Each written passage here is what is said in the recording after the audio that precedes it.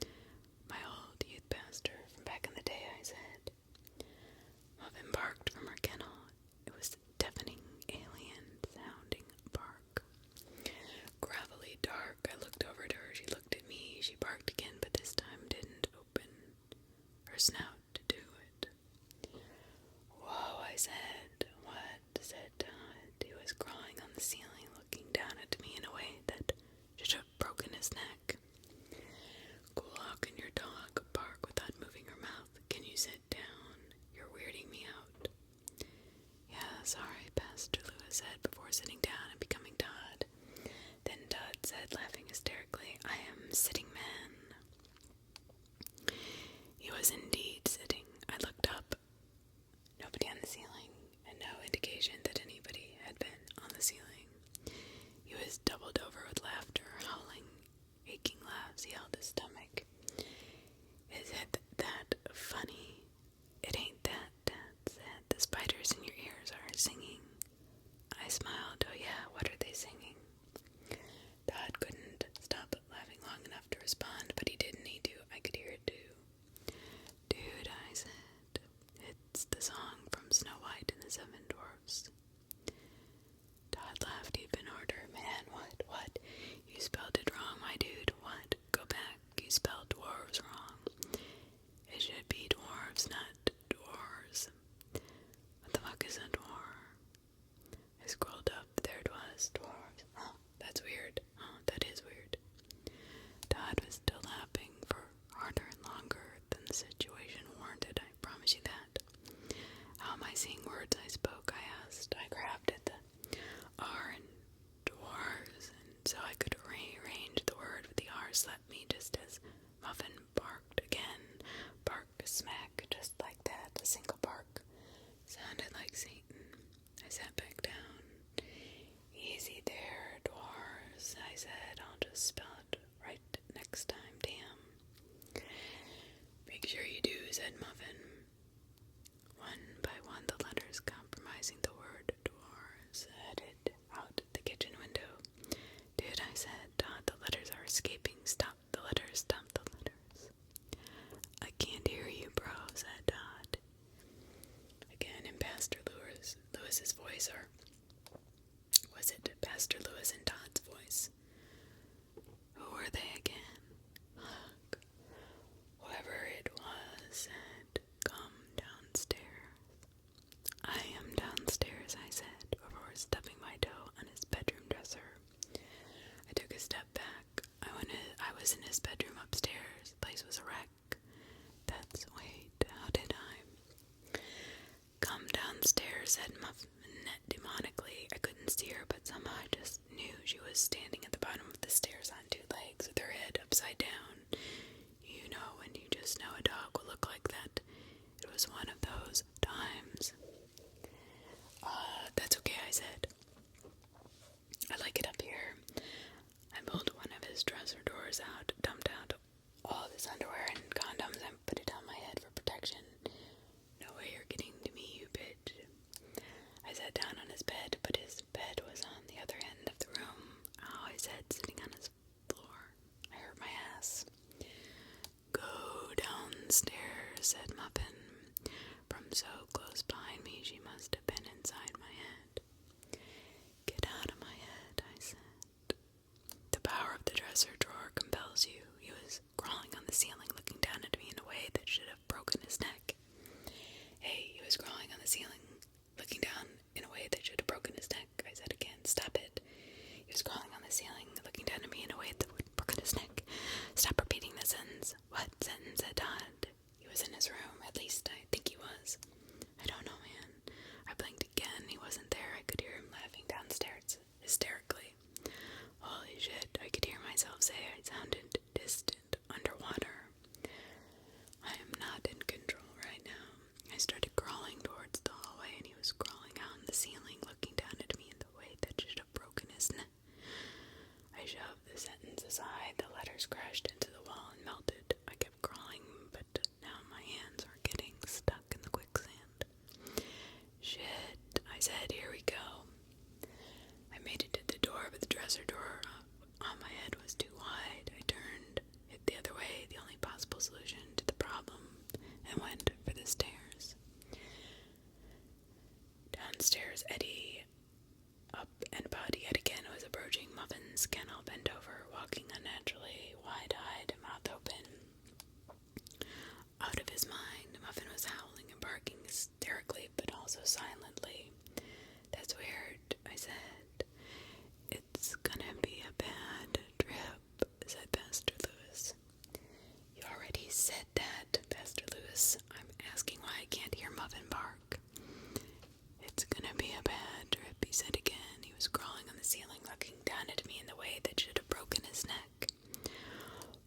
is everything repeating? I asked out loud. He was crawling on the ceiling, looking down at me in a way that should have broken his neck. Why is everything repeating? I asked aloud. Drink water, drink, bro, said, dot. He ended, me, a glass, try, drink, get it up, down. The water spilled into the swirling vortex that was his floor. Oh man, I lost the water. Where'd you have it last, sweetie? Said Mom. I looked at the empty glass. I can't remember. Hey, Roy Rogers, what did I do with my water, man? Did I eat it? Roy Rogers didn't respond. He was too busy floating on an upside-down chair that was attached to the ceiling. Snarch into his chair. Roy Rogers, who was also my Uncle Mo, tipped his hat. Let me know if you find it, I said. I could have sworn I had. Bark. It's gonna be a bad trip, you know. Why am I just now hearing Muffin barking? That was like an hour ago. I looked over and Eddie had picked up her kennel, with her still inside and was holding it above his head. She was consumed in absolute utter panic, and he was trying to eat the entire crate. He unhinged his jaw to fit inside, revealing exactly 14,543 razor-sharp teeth beside the size of railroad spikes. Bark. Ed, stop, I heard myself say. I said. I squeezed my eyes shut and shook my head. Ed, stop, I heard myself say. Why, his face was static, like when you turn on your TV to a channel you don't own. Ed, put her down. Get that static off your face. He was crawling on the ceiling, looking down at me in a way that should have broken his neck. What? Eddie said. He dropped the kennel. Muffin yelped. I don't know, man, I said. Your face is all staticky. Like when you turn on your TV to a channel you don't own. My face is static, Ed said. Through the static he started drawing it. And then he started clawing it. And he was clawing on the ceiling, looking down at you in a way that should have broken his neck. That sentence seemed out of place. I heard the words, but I didn't see them coming from Eddie's mouth. In fact, Eddie wasn't even standing there anymore. He was in the kitchen, getting a knife. Shit. I'm thinking it's gonna be a bad trip, you know. Shut up, Pastor Lewis. I know that now. Eddie started swiping the knife in front of his face. Get off me, static, he said. Get off me, static. I put the knife down and stand up. Wait, no, I stood up. Eddie knife pointed the set down. Damn it. I stood up. Ed put the knife down. There we go. It's gonna be a bad trip, you know. I turned around. Pastor Lewis was on the top of the stairs, but it wasn't him anymore. It was a perfectly black figure. Pastor Lewis, black is slimming on you. Come upstairs, called the figure. But it didn't sound like Pastor Lewis anymore. But it did sound like static, almost as if the static had formed itself into words. I can't. I have to save my friend from the static knife. Come upstairs, said the figure. Come upstairs. Stairs. He was crawling on the ceiling, looking down at me in a way that should have broken his neck. Bark. Off me, static. Yo, who the fuck is Pastor Lewis? He was crawling on the ceiling, looking down at me in the way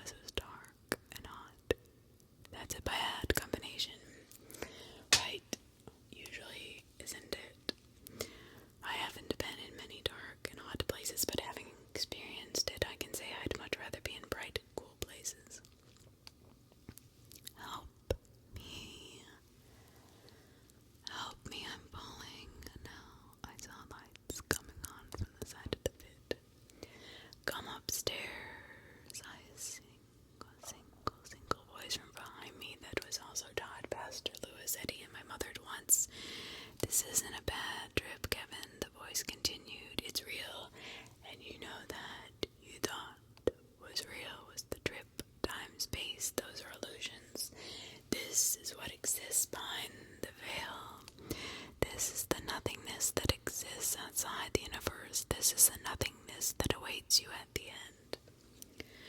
No, God, no. Falling, get him to his feet, come upstairs and get that thing off his head. Come upstairs, join the static,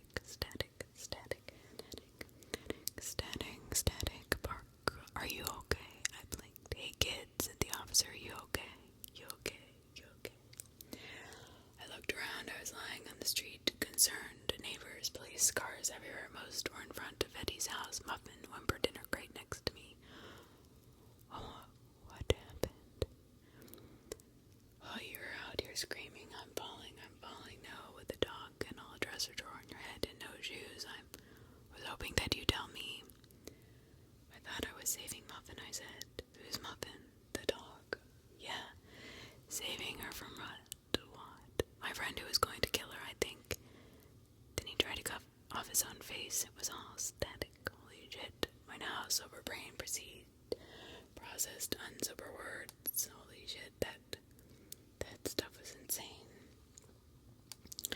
Yeah, I'd say that's a fair assessment. Dumbass, you're lucky you didn't jump off the roof. Can you stand? The officer helped me to my feet. I stumbled towards his car. Wait, I said, what happened to Todd and Eddie? Are they okay? He looked at me. No, kid, they're not okay. This is why you don't fuck with this stuff. Now we have to clean up what's left. Sitting there. He went off to talk to the other officers and the paramedics. Shit, paramedics. 2 gurneys, ambulance. I came to a full 36 hours later in my own bed.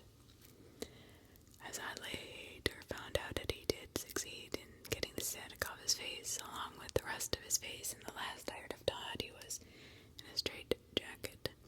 Muffin was given to the shelter and then to another family, so there's some good news at least. As for myself, I was told the effects might never wear off. I didn't believe them at first. I mean, who would? And how do you even process that kind of news? Fuck, I don't know. All I know is that the black figure is still standing at the end of my hallway, asking me to join it. I can still hear static.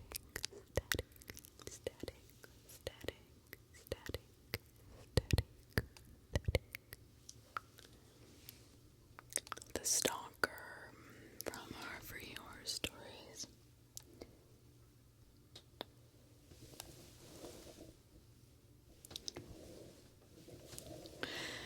I was 16 and me and my friends, I'll call Evan and Jake, wanted to rent a hotel for the night since it was spring break. We got to the hotel and checked in. It had a really funky smell, but we still stayed there. Once we got to our room, it was 3 p.m., so we decided to go swimming.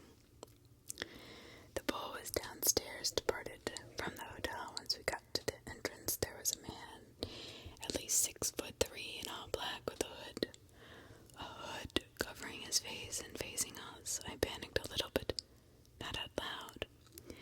We got into the pool and swam for a few hours until we saw that man again, all black, sitting on a chair by the pool. I cleared my throat.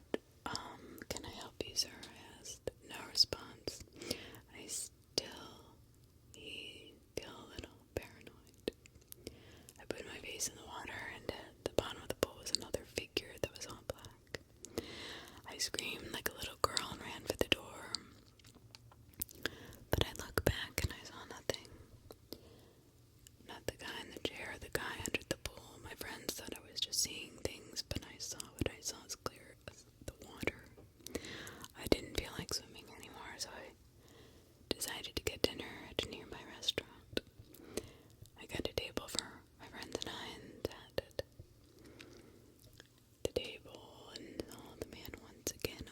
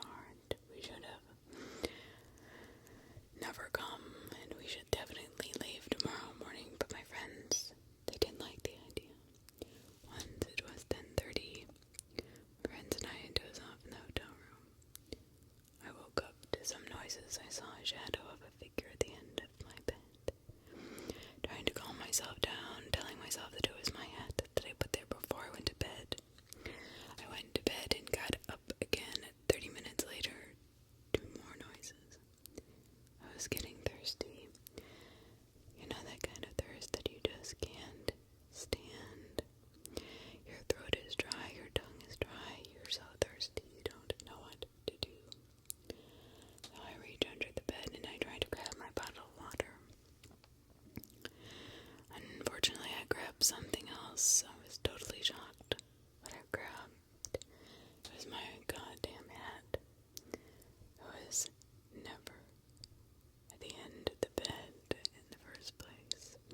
I was never more scared in my life. I couldn't help but scream at the top of my lungs when I heard it scream. And a voice next to my ear say, "You're a bitch." I jumped out of bed and realized it was two men in black. Right there, I tried to fight them, but it was no use. And once they grabbed me and dragged me out of that room, I tried to scream, but that guy was covering my mouth. I passed out, woke up in a stretcher. It turned out those guys knifed me while I was passed out, and someone caught them. Thank God. But the doctor said no one could get the guys who got me. To this day, I always have a night light at night, so I'm not scared.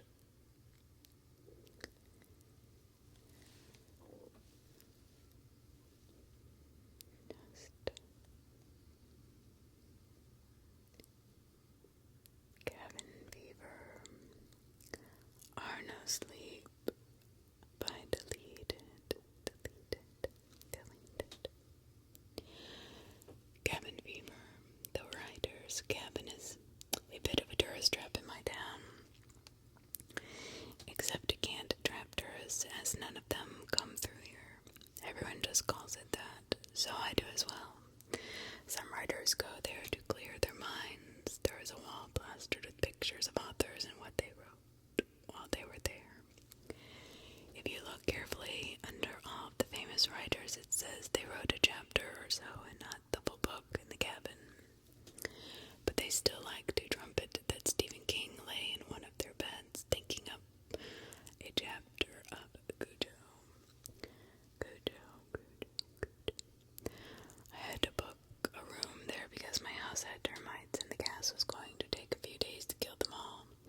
They were eating my house, just nibbling at it like it was something they could destroy without me caring. I even found them in my wallet trying to eat away my money like it belonged to them. Stupid termites. With this parasite kids. I decided to gas them. Just some gas pumped into the house should kill them right away. I didn't want to bother anyone by asking to stay in one of their houses. I called up the cabin and asked for a room. They said, in a tone over the phone, what genre I was writing, and jokingly replied, horror. They said the room will be arranged and for me to come anytime past 3. I get in my car and I drive up there early. I get there around 2:45 and knock on the front office door. I think I might have to mention how the cabin is laid out. There is a dirt road running towards it. On that dirt road is the office, a blocky white building where the owners are, and where the keys to the cabins are. Continuing along that road, you'll be met by a clearing that stops the road with a wall of trees. There are 1, 2, 3 cabins looming up in the trees. The office is in shouting distance of all the cabins. I'd imagine for safety reasons. I don't know why they still called it writer's cabin when there are 3, but cabin sounds better than cabins on the marketing, I suppose. I was greeted by a teenager who chewed gum as she stared at me. She wore jeans, an Iron Maiden t-shirt, and red Converse trainers. She twisted a finger around her black hair, obviously bored. Her name tag flashed, Emma. I found it hard, but I smiled at her and asked if there was a room giving my full name. She walked into the office and I followed, wiping my boots on the mat. She went behind the desk and ran her finger along a massive book, almost as thick as the desk itself. Eventually paused at the last name on the list and looked up at me. She asked me why I was writing horror here, telling me about how the cabins were more dull than scary. I paused, thinking about how she could sounded like my wife, and shrugged.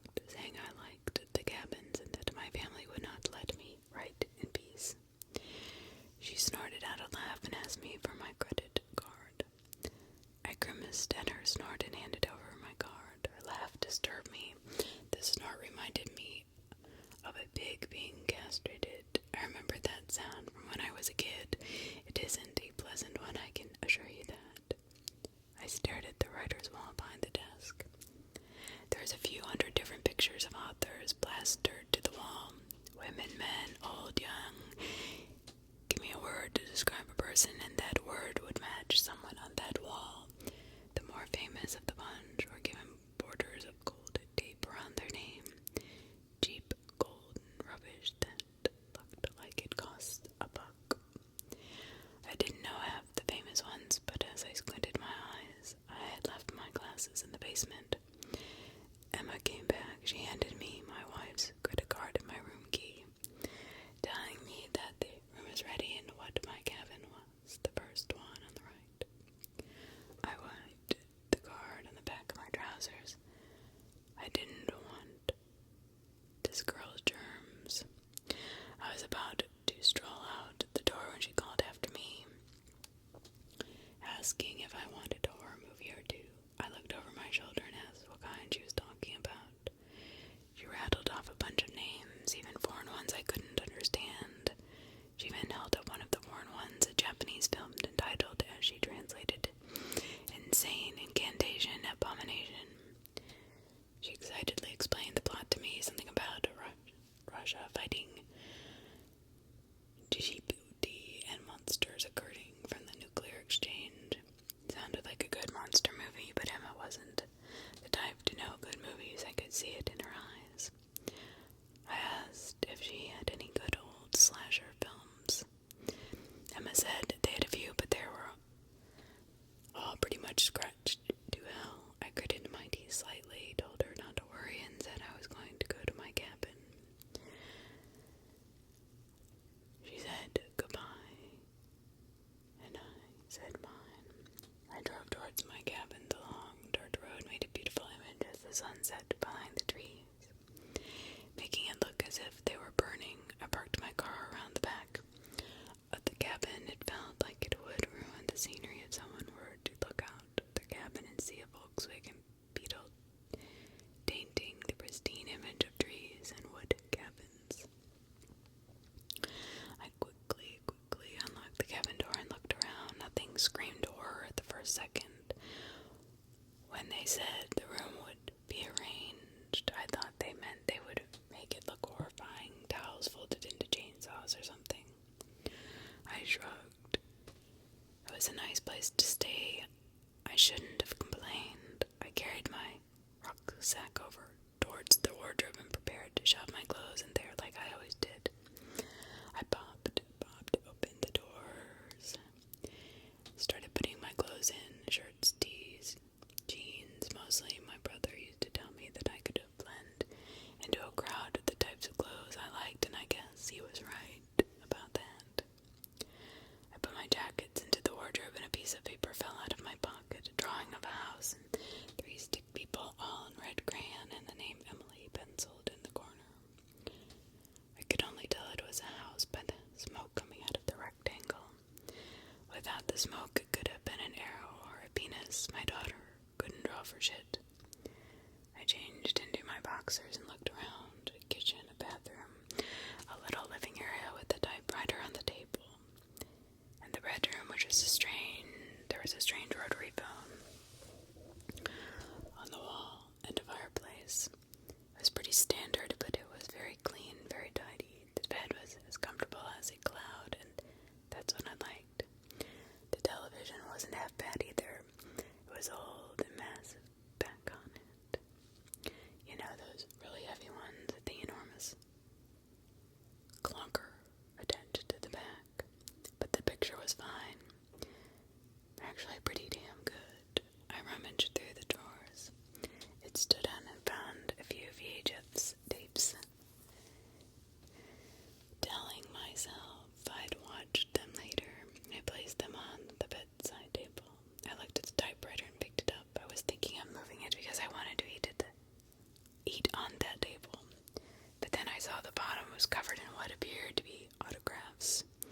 Quick squiggles of names and sentences were spread along it, almost fighting for room.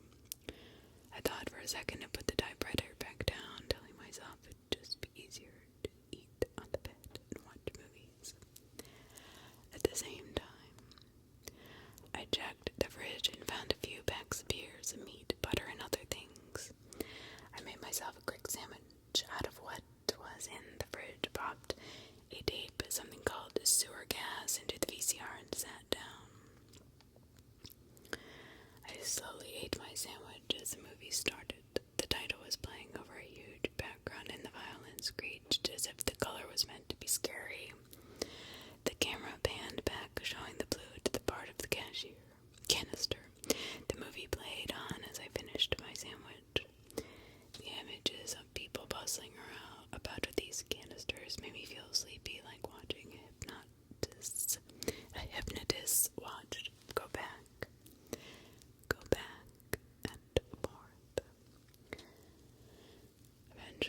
asleep, my stomach full, and the movie playing softly in the background. I dreamed of Emma. She stood in a gray nothingness.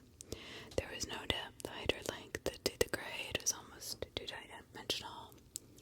She just stood there, but then she started to choke. She grabbed around her neck as the skin turned purple. Emma fell to the floor, gasping, her hands tightly around her throat. The dream ended when she went limp.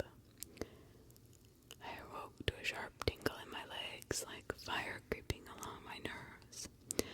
I felt my eyes dart open, and I stared around the room. Nothing was there, no maniac with a blowtorch like I was imagining. The movie was just playing the credits, along with the strange elevator music.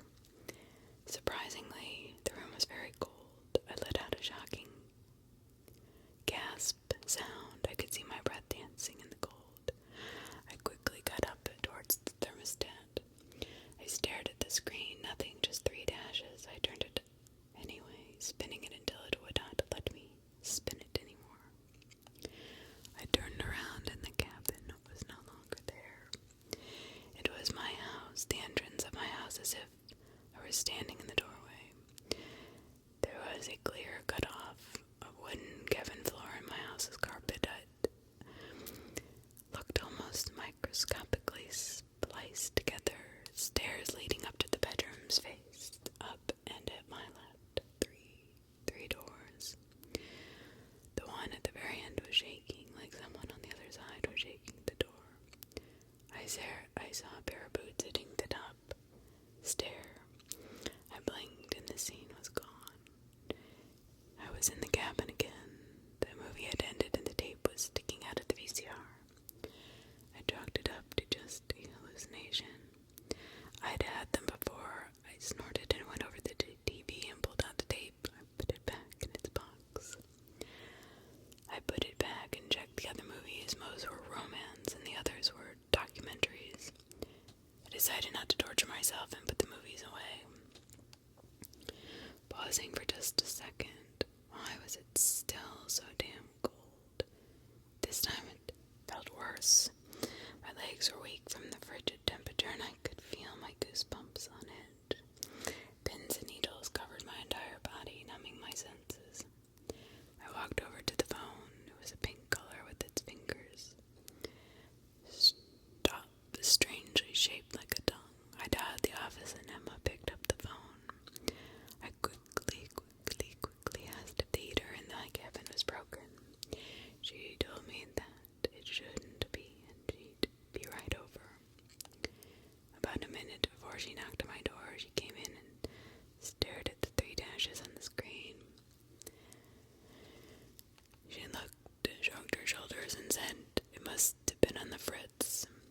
Considering how hot it was, I made an audible grunt and said it wasn't hot, it was freezing. She gave me a dumb look, said she'd call somebody in the morning, but my night will be 50% off. She quickly ran out of the cabin and back up the dirt road, her legs almost hitting the back of her rear end as she scurried away. The shoes slamming to the dirt road as if she was a basketball player. 50% off. It didn't sound half bad. I began rubbing my hands together. The cold was getting to me. I could feel my skull grease from it, making my head ache. I closed my eyes from the pain. I opened them after a while, though. I was in the same position inside my house, except the door wasn't shaking anymore, and a thick layer of black covered the carpet, walls, and stairs. I put my foot on the carpet, and the smoke rises from it, wispy gray smoke. I could feel something shifting underneath the fabric. I blinked and my house was gone. I thought it was the cold causing my hallucinations. My foot burned and I screamed and bit down on my finger. I went to the bed and jumped on it, turning my foot to stare to my soul. Soot streaked my foot and red embers burned in the dark ash.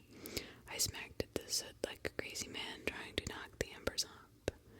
I was about to grab the phone when I heard the crackling crack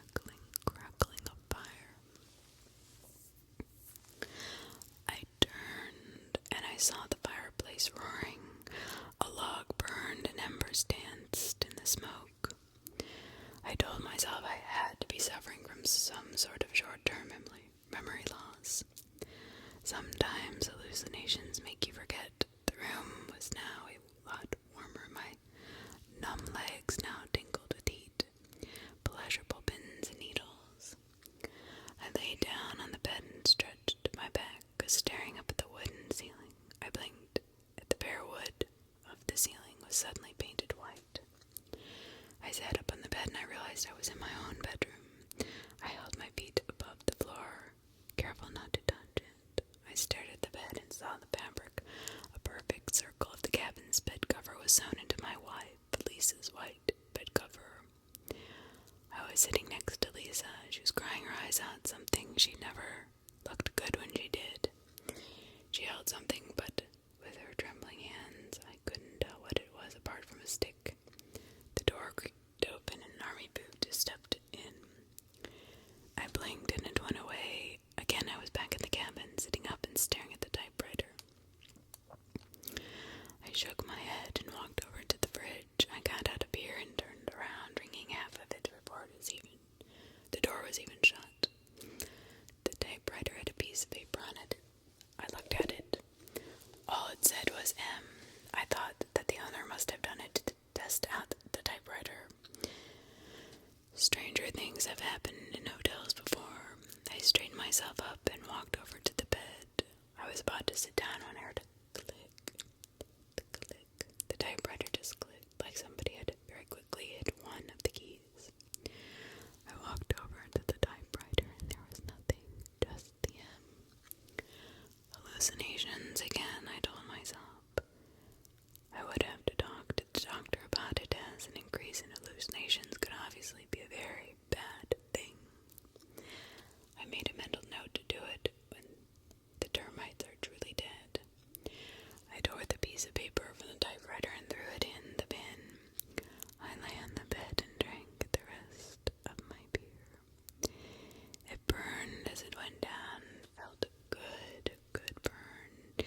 It's the kind I kept at home, my favorite. I must waste a third of my salary on Fat Ace. It was very good. I went to the fridge and pulled out another. Then I was in my basement, the circle of the cabin wood-edged around me. As an observer, I saw myself staring at a pipe in the basement with my glasses sitting in the wooden stairs. A scream, a shout from upstairs, and he was off and up the stairs like a rocket. My glasses fell behind the stairs. I blinked and the scene was gone. I'm back in the cabin. I looked over to the typewriter and the piece of paper was sitting there solemnly. The bold M stared up at me. I left it. I let it go. I opened the beer and drank it, quickly regretting it as my stomach burned sickly. I drank another and another. I just stood by the fridge drinking them, like water bottles.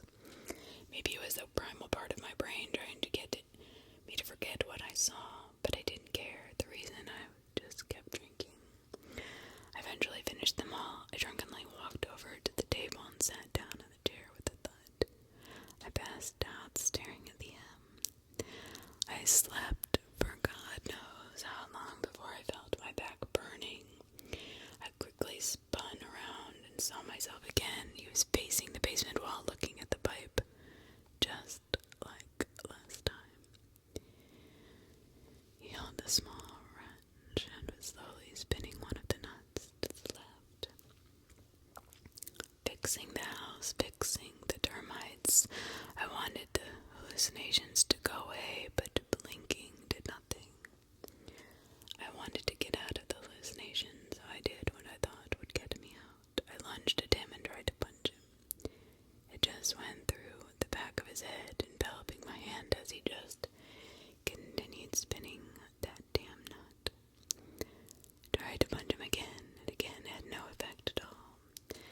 Screamed at the top of my lungs, and the scene changed. The room shuddered back into the cabin. Emma lay on the floor, bleeding with her nose caved in. She gurgled out a few words and tried to drag herself away. Without thinking, my mind screamed at me. I picked up the typewriter and smacked her in the back of the head with it. Her skull caved in like a melon that had been hit with a hammer. Blood leaked out and mixed with her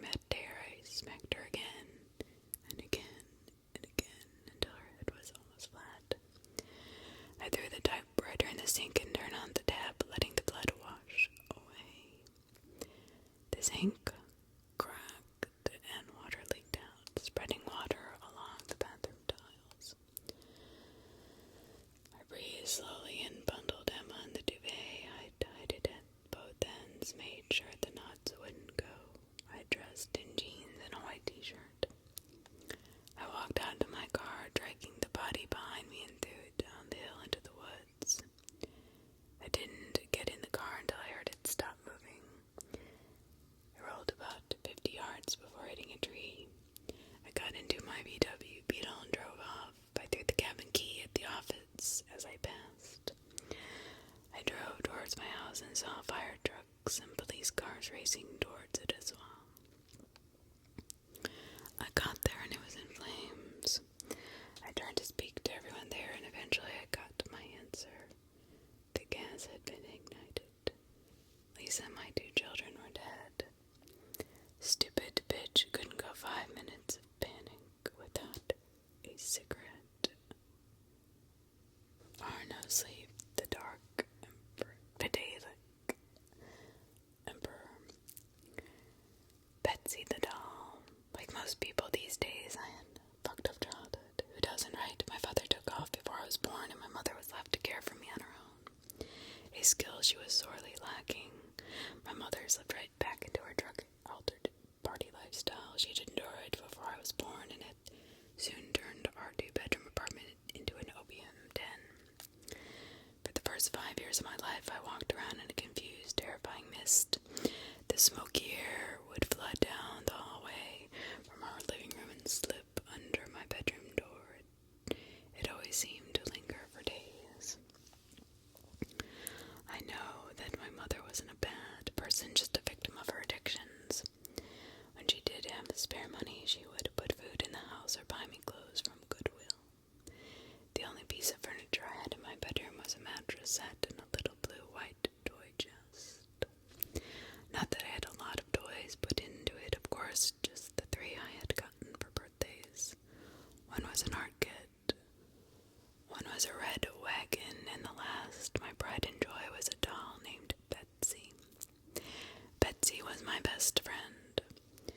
We would have imaginary tea parties together, sleep together, and even take baths together.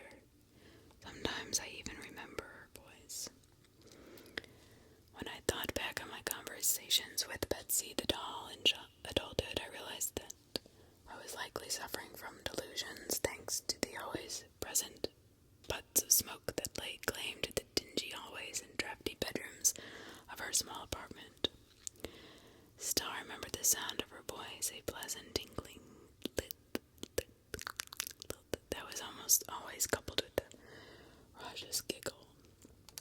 I also remembered the things that she said to me and the things she wanted me to do. She asked me to steal for food, usually, and pens and paper. She wanted me to bring her forks and knives and hit the bad men who slept on our couch. It was always something, and I would always get in trouble. But she wouldn't. When I told my mother who had put me up to these games, she would scoff and shake her head. She never believed me. Adults never believe the kids. It was around my 6th birthday, and I asked my mother for a birthday party. I wanted to invite the mean girls from school and serve them cake and ice cream to make them like me. I remember standing in the kitchen that day with such hopes, having just asked the most important question of my young life. The glass bottle of Coca-Cola I held was shaking in my nervous hands. I waited with bated breath as my mother continued putting groceries away, almost as if she hadn't heard me, but I knew she had. Finally, just as I failed a second time to muster the courage to repeat my question, she turned around and gave me a flippant shake of her head. A birthday party, Laura? That's ridiculous. I can't afford to feed 15 children that aren't even mine. Hell, I can barely afford to feed you. You eat like an elephant, especially for a girl your size. Or I'm sorry, Betsy does. There's barely anything left for me to eat around here, just less a classroom of other people's brats. My face fell as she shook her head, mumbling something else under her breath, and stumbled off into the living room. I heard the music go up as more people walked into the door. Some left, some stayed. I never knew them anyway. Wasn't fair. It just simply wasn't fair. My mother threw parties all the time. What about me? I was a kid. All my friends had birthday parties, and now the mean girls at school would know I was too poor to have one, and they would tease me even more. I felt tears start to well in the corners of my eyes, and I choked back a sob while I ran to my room and slammed the door behind me. Betsy was lying on the bed and smiling. She was always smiling. Usually that smile made me feel better, but today the smile just made me fucking angry. She kept smiling and staring, smiling. She was going to tell me something, to do something bad again. This was why Mother would not throw me a birthday party. It was because of all the trouble I go into. Because of the doll, Betsy. This is her fault. Betsy didn't have to go to school, and Betsy never got into trouble like I did. Nobody made fun of her. Nobody teased her. Nobody knew that she was alone without true parents that cared about her. She was poor, that she couldn't afford anything, that she could not get a birthday party. And in my young mind, I truly believed it was the doll, not my mother, who was to blame for everything. I snapped right then and there. I screamed in indignant rage and threw the bottle as hard as I could at the bed, hitting Betsy on her forehead, and she fell to the ground. Good. I picked up the bottle and hit her again and again. I thought I heard her laugh and hit her harder. Then I laughed. When my rage was spent, I dragged Betsy to my toy chest and threw her in it. I slammed that shut and kicked the chest against the wall. I never wanted to see Betsy again ever. I never owned another doll after Betsy. About a week later, the police came, and two nice ladies took me to live in a new home in a new state with food and toys and no drugs. The trunk went into storage and the wagon disappeared. I never saw my mother again. As I got older, my foster parents admitted she was in jail doing 25 years. That was fine with me. I felt nothing for her anyway. I still had nightmares because of the life with that woman. Then slowly I began to heal. I focused on doing well in school, ignored my mother's letters from prison.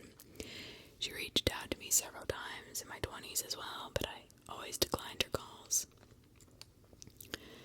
That is until this morning. I'm 30, with my own children and loving, honest husband. I have a beautiful house, 2 dogs, and a career as a social worker trying to make a difference for kids who had it like me.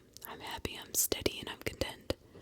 So when I got a voicemail from my mother informing me she had paroled and that she wished to speak, decided to let her say her piece.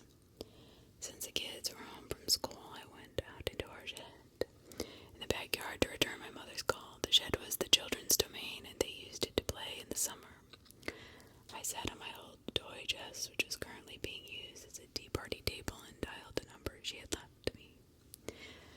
3 full rings. Hello, Laura. Hello, Mother, how are you? Oh, Laura, thank you for speaking me. I know you have your own life now and a family. I would love to meet them someday. I just wanted to tell you how sorry I am for everything. Mother, you are never meeting my kids. Since you called me, I'm going to want. I have needed to say for years. The opium, the heroin, they destroyed you, and the worst is that you almost took me down with you. I was 5. There was no home for a child. Honestly, I'm surprised it took you so long to get caught.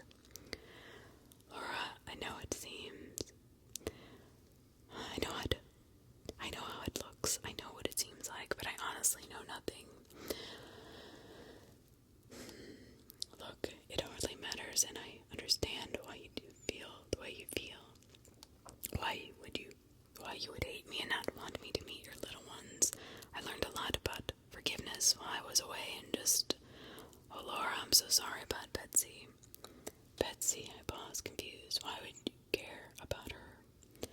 I know, Laura, believe me, I do. It was all my fault. The drugs, the partying, and Betsy. Oh God, if I only paid attention. If I had only known. She's gone, and it's because of me.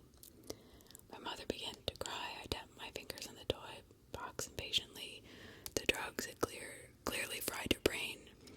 Mother, I sighed. What are you talking about, Betsy?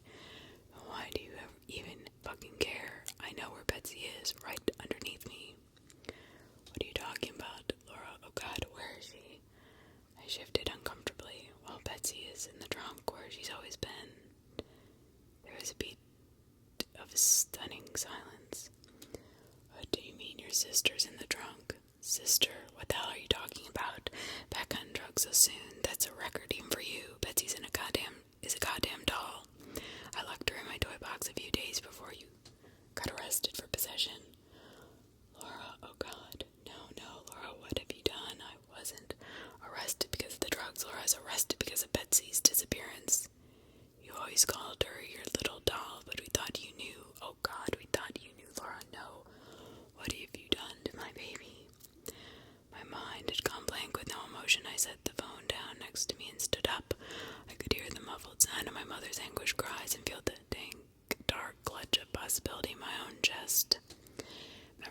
stirring in the back of my mind, threatening to flood forward into my consciousness. They pushed against a door in my mind that had been locked so tightly for so long, I had forgotten it was even there. Was this even possible? Could the drama and the opium have led me to believe that a small child was actually a doll, begging for food and utensils to eat with, asking me to protect her from the bad man? No, no, no, no. I slowly turned around and brought my eyes down the makeshifty party table. Surely it was too damn small. You could not fit a person in there. You couldn't. But then, what about a very small, starving, emaciated child? What about her? Would she fit? Would an investigator even bother looking for a person in this chest? I knew I wouldn't. It was just too small, to be sure. Then if I opened the toy box at some point over the years, hadn't we? I swear I thought we had. Or had something swimming in the dark recesses of my memories always stopped me. I couldn't remember ever seeing it open. I knelt down to the ground and opened the glass.